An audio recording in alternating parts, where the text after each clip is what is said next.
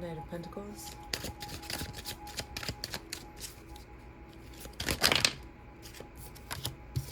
Judgment. Two of Wands. Ten of Cups.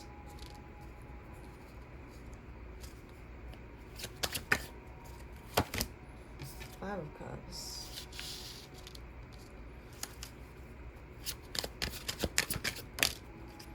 Five of Wands.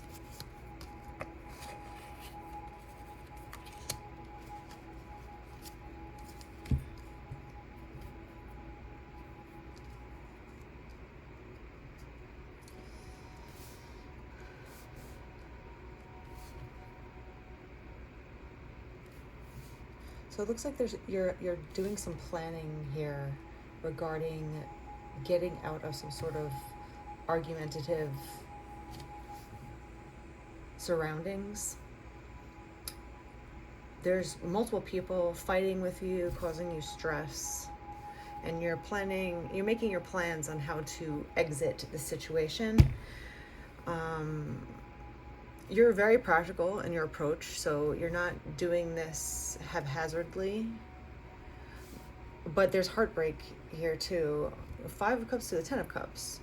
So you're making a judgment call on what happened, how you were planning to get here to the Ten of Cups, but instead there was fighting and heartbreak. This could be involving multiple people, a group of people, a family, a friendship group, just some sort of group in general. But you're doing your own due diligence to judge the situation openly, to know the actual truth of, where you went wrong and where you didn't go wrong, where other people failed. And it's not about blame, because we're all to blame for something, but it's what caused you to stay so long, and what were you telling yourself in that moment to rationalize what was actually happening. So now you're almost going back in time. It's like giving me think of an 80s videotape and you have to rewind it before you return it. So you're like rewinding the tape back and watching your life and what actually just happened. So you're reviewing your recent past and making the proper judgment calls on how you're going to proceed forward with stability to get to what actually really, really makes you happy. So let's pull some cards on this. What was going on with the arguing, the heartbreak? There's isolation involved. It's not a fun card. People left you out in the cold. Like this, the Eight of Swords is, you can see in the actual photo that this person's tied up, blindfolded, and there's 8 swords surrounding this person. And that means that a community completely isolated this person, you maybe. You feel victimized by a group of people. That's what I'm getting here. And it really hurt you in multiple ways. Not only does it feel shitty, but it makes you feel hopeless for humanity. When you are being bullied by multiple people at once, you kind of give up on humans, and you're just like, there's a lot of shitty people out there, and you begin to think that all humans are worthless or just mean-spirited, evil, whatever you want to call it. But it's not the case, because there are good hearts out there, and there's light-hearted people still. But when you're isolated and attacked, you feel like your world caves in on you, and you have no one to turn to. You have no one to talk to. You have no one to help you. You have no one to give you advice in any sort of way, give you any sort of leg up, because your community left you out to die, basically. And that makes a lot of people feel paralyzed, and you might be very close to that, but it's not the case, because you can always keep fighting, and always keep doing small things in the right direction, if you improve yourself 1% every day, just think about what you're going to feel like after a year. You're still going to be really improved. So it's not about just, jumping over this huge hurdle right at once. When you're feeling like this, when you're feeling trapped and restricted with your own life circumstance, especially, it's practical. That's the practicality of it, of like, trying to get your feet back in a different, being put out, or just leaving a community in general. It could be like you left your family, your whole family turned on you, and they scapegoated you, and they gaslit you, and they used you as the black sheep to rationalize their own behaviors. They were abusers, right? 8 swords in your back hurts. It hurts.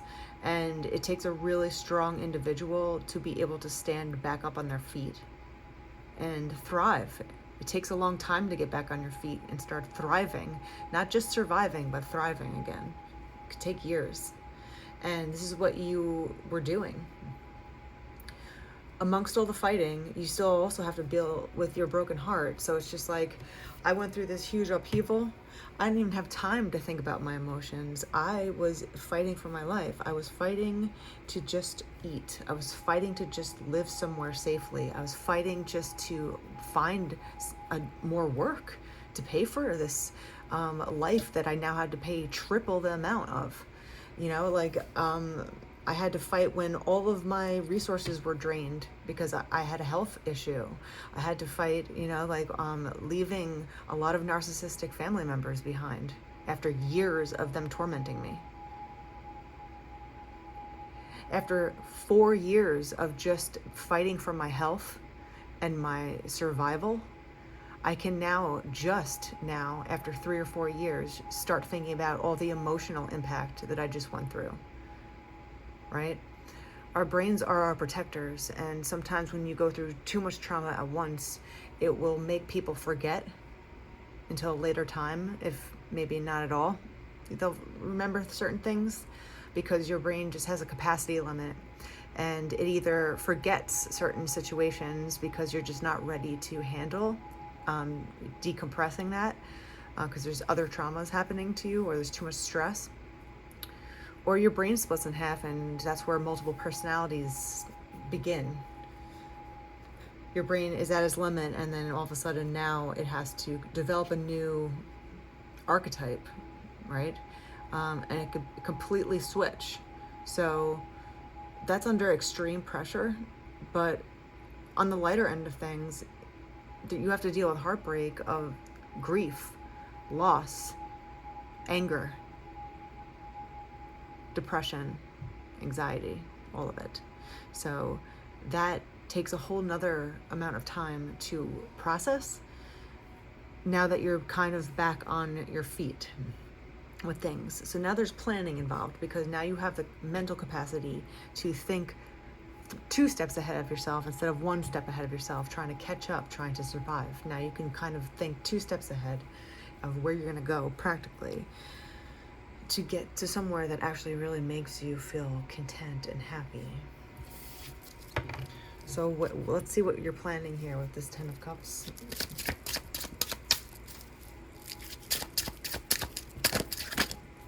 The Hermit. You're sticking to yourself at this time. You're not telling anyone about your plans. You're just kind of doing a lot of inward work right now, a lot of soul searching, people might call it. You're having an existential crisis of like, okay, now that my last life is over and destroyed for good,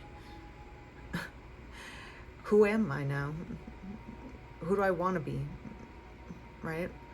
And in order to do soul searching and have some enlightening thoughts about yourself, you have to start meditating and be introspective with yourself. That means giving your time to have solitude.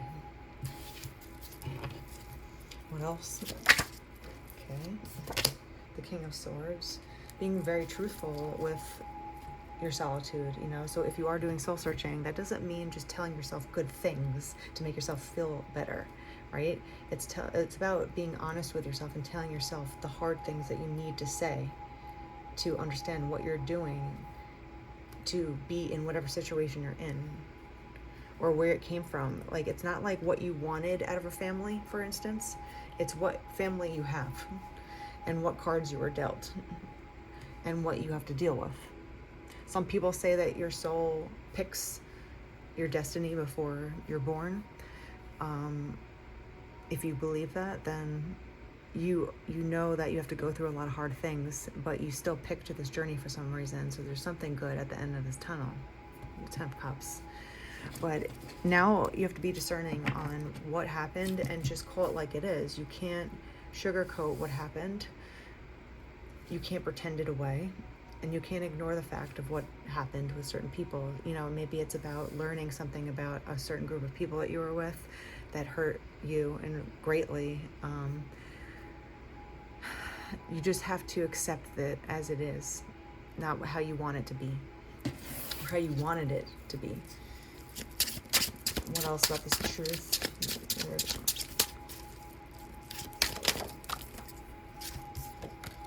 The Knight of Swords, the King of Swords, the Knight of Swords. You're all in your head right now, you know, to get there, but like, how are you going to get there with just being in your head?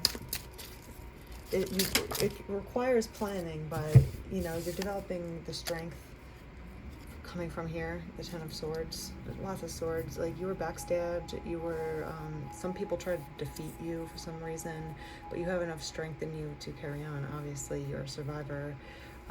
You know how to plan the next step.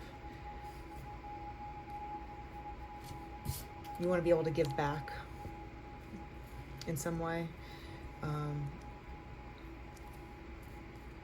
You want to get to a point where you can be charitable again, because that's what actually makes you happy inside.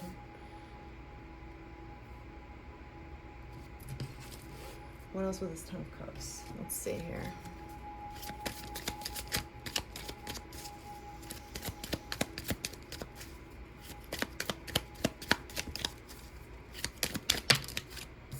Alone time, spend alone time. It will help you gain clarity. Okay, there's a lot of alone time that you're taking. You might be just doing the monk life right now and just being really, really reclusive. Connection. Love is the bridge connecting souls and boundaries. Something about a boundary. There's a bridge here, so that you guys might be, this 10 of Cups might be further away from you.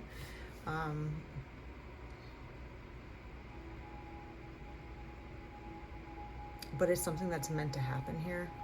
So all of this bullshit that you've gone through with all these negative people that have hurt you, put you on the cold in the past, you have carried on to enough. You know, you're still dealing with certain remnants of it, but at the same time, you're at a point now where you have enough strength in you to carry on. You are in this alone time, monk-like era, but you are going and planning a lot about how you're going to get to this 10 of Cups. Going from the 10 of Swords to the 10 of Cups is a huge turnaround. It's a positive turnaround, and it's success, basically. There is some sort of connection that you're meant to have of where you're going. So if your soul knew that in order to get to this awesome connection, you have to go through all this strife, you have to say goodbye to people that you never thought you'd have to say goodbye to. You'd have to accept the fact that certain people are just not supposed to be in your lives. Anything else?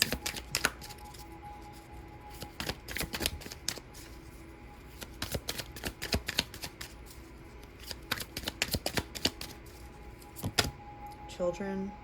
This might have happened around children in your childhood. You want innocence in your love relationship again. You know, you want something that will feel secure.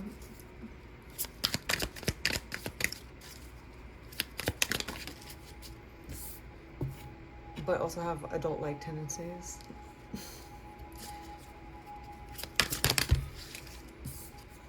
Around summer, which is now the end of summer here. So this could be happening.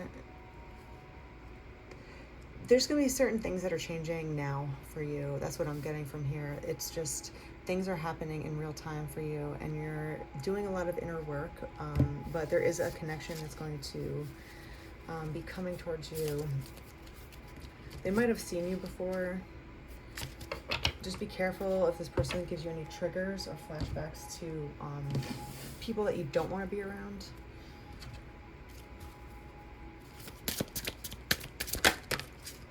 Magic in the air. Stay alert for the signs and synchronicities, messages guiding your flight path.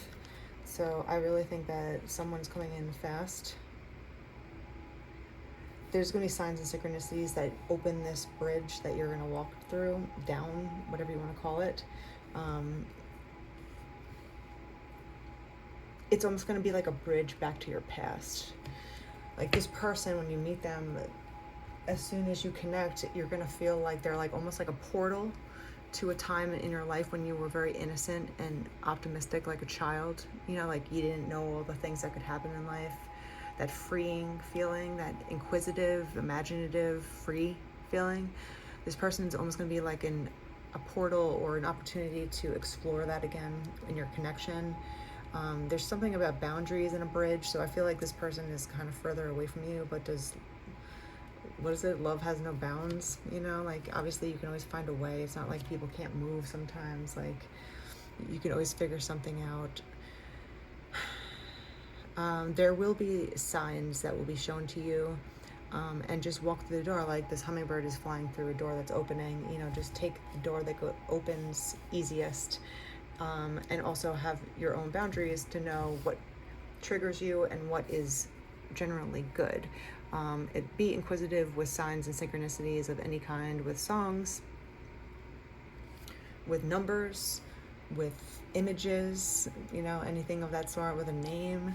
It could be any of those things, but it looks like you'll have the absolute signs that this person is going to make you feel innocent again, in a sense that you can let down your boundaries. You could just be free and happy and silly and enjoy each other's company without worrying about ulterior motives, or if this person is going to, you know, like set me up, or if they have wrong intentions for me. It's not going to be like that. It's just going to be ultimate easiness, like almost like a fresh, I just saw like, I don't know, just someone like having a bed and, you know, throwing a sheet over it, like a brand new sheet, and it floats down to the bed, right? So it's kind of just like a very light, beautiful white sheet that just covers you in love and softness that helps you relax into it. And you'll know when you see it, because there will be a lot of signs telling you,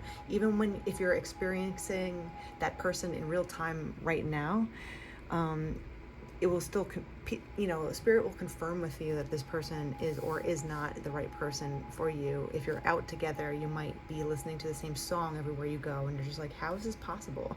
Or whatever it is. So you'll see signs of whatever it is, and just learn to recognize them and take them as doorways to walk through.